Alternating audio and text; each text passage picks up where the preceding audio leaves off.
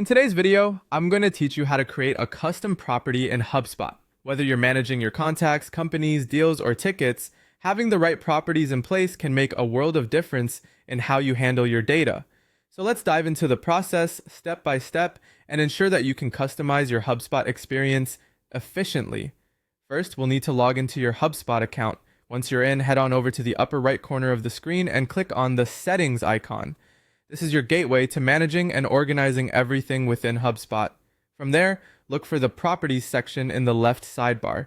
This is where all data points are stored and managed, including the custom properties you're going to create soon. Next, you'll want to click on the Create Property button. Here, you will start defining the new custom property that suits your particular needs. But before you start creating, you'll need to decide what object this property will belong to. HubSpot allows you to apply custom properties to different objects such as contact, company, deal, or ticket. Choose the option that appropriately matches your needs, as this will help in managing and filtering your data moving forward.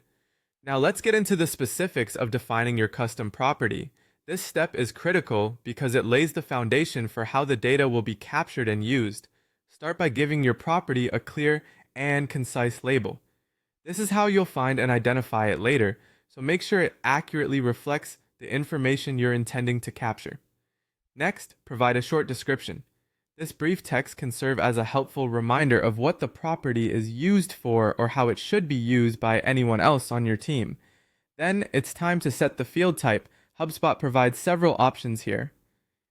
You may choose from text, number, or dropdown, among others, depending on what kind of data you wish to collect.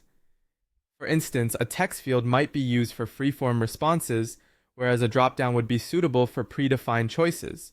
If you're going with a dropdown, don't forget to define the available options to streamline data entry and minimize potential errors. Once you have all that squared away, make sure you save your new property. With just a few clicks, you'll have taken an important step toward custom tailoring your HubSpot account to serve your unique business needs. After saving, consider adding this property to relevant forms or views, ensuring that it can be utilized where needed across your organization. Custom properties aren't just for organizational neatness. They can be powerful tools for segmentation, workflows, and reporting. By using them strategically, you can streamline your processes and unleash the full potential of HubSpot in tracking and analyzing the data that truly matters to your business goals. Thanks for joining me today. And now you have everything you need to create custom properties in HubSpot, empowering you to better segment, automate, and understand your data. Happy customizing!